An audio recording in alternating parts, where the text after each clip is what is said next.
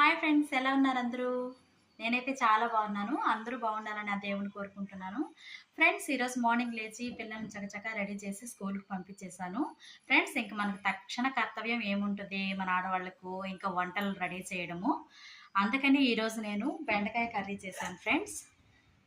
బెండకాయ కర్రీ చేశాను. ఇంకా మనకి దానికి నంచుకోవడానికి ఏదో ఒకటి కావాలి కాబట్టి చిక్కుడుకాయ ఫ్రై చేశాను.